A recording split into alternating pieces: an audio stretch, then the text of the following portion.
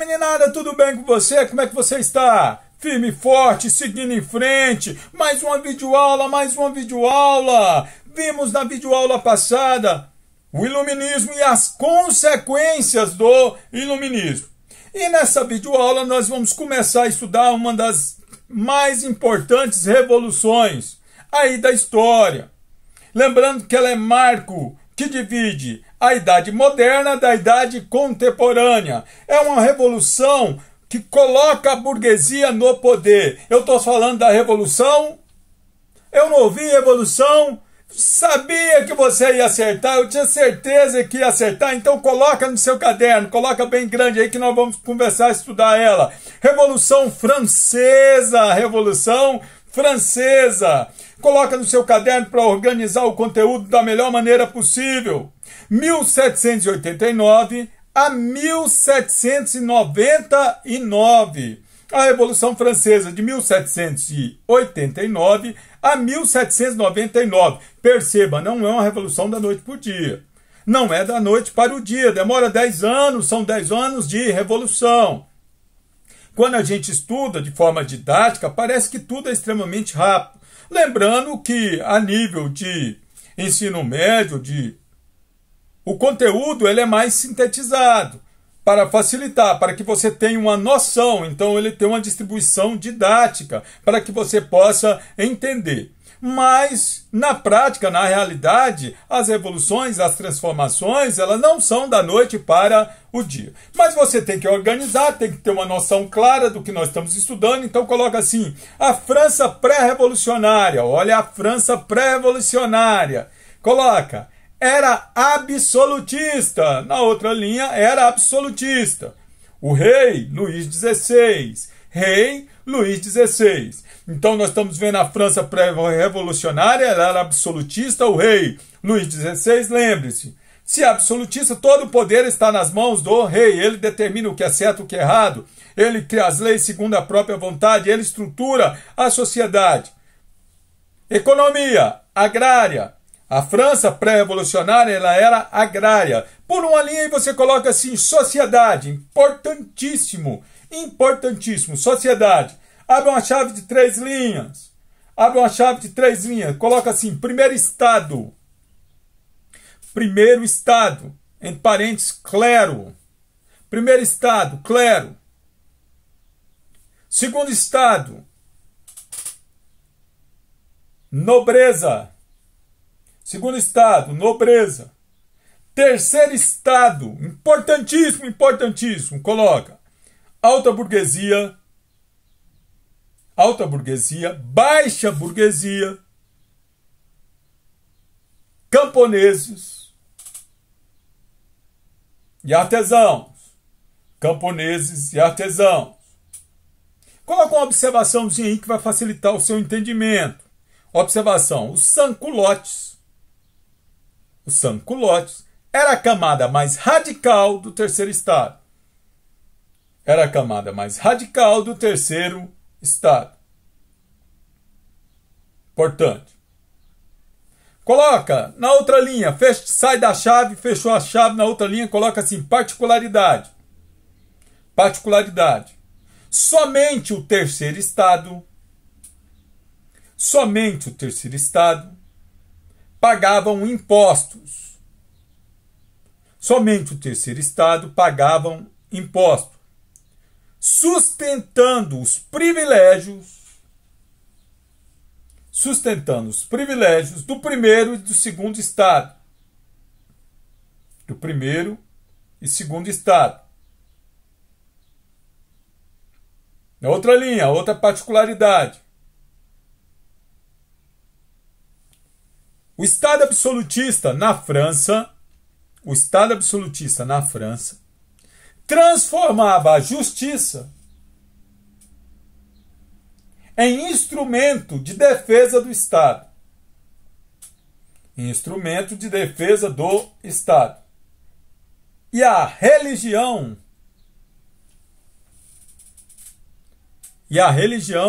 era vista como um instrumento de defesa ideológica. Então, consequentemente, mesmo se apelasse para a justiça, consequentemente as decisões seriam favoráveis para o Estado. E mesmo que se argumentasse racionalmente contra o Estado absolutista, os aspectos religiosos acabavam defendendo esta hierarquia. Então, consequentemente, dificilmente se tem diálogo, uma vez que existe a impossibilidade de racionalmente tratar do assunto. E quando os seres humanos não encontram na paz, no diálogo, na justiça, uma forma de transformar a sociedade, ou ele se rende ou ele se revolta. Ou se rende ou se revolta.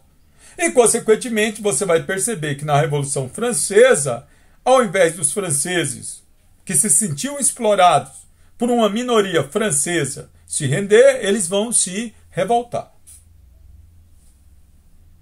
Esse é um dos pesos quando não se ocorre a aplicação da justiça, quando um perde a capacidade de ouvir o outro e se colocar no lugar do outro. O ser humano busca caminhos para resolver os seus problemas, e nem sempre caminhos pacíficos. Então, consequentemente, é muito importante que você tenha isso na cabeça para que você entenda como as revoluções elas ocorrem. E elas vão brotando não da noite para o dia. Elas vão germinando não da noite para o dia. É uma sequência de fatos que vai fazer com que a revolução exploda. Mais uma vez começada, muito difícil de ser sufocada, principalmente se a maioria estiver revoltada. Coloca aí para organizar o conteúdo no seu caderno para ficar mais fácil. Coloca fases da revolução. Fases da revolução. Abre aí uma chave aí de 10 linhas. Uma chave de 10 linhas. Aí você vai colocar assim, ó, na frente, Revolução Burguesa. A primeira fase da Revolução Francesa é chamada de Revolução Burguesa. Revolução Burguesa. Abre uma chave na frente, uma chave menor na frente, coloca. Derrubou o absolutismo. Essa chave na frente de 3 linhas. Derrubou o absolutismo. A tomada da Bastilha. A tomada da Bastilha. E essa foi em 14 de julho de 1789. Lembrando que a Bastilha era o símbolo da opressão.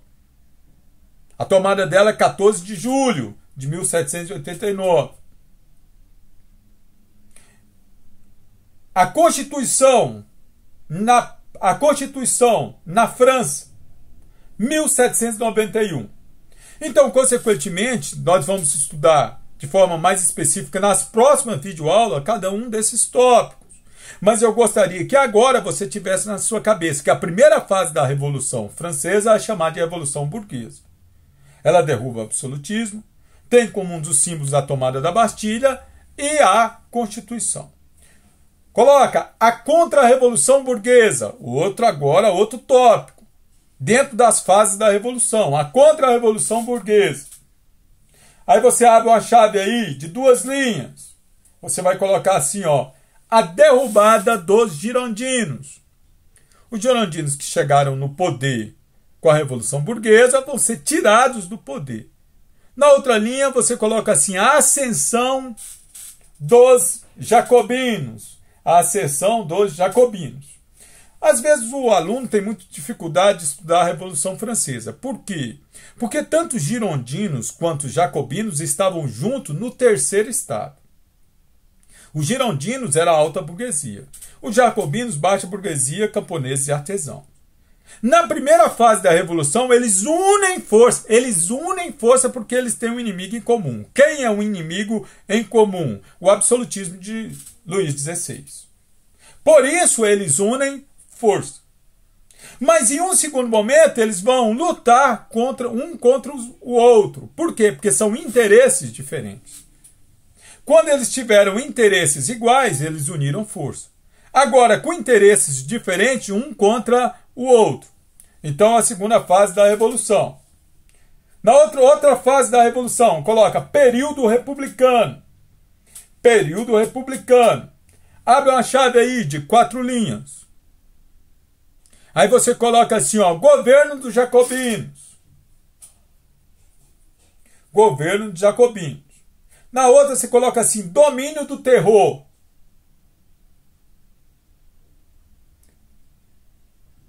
Na outra, liderança de Robespierre.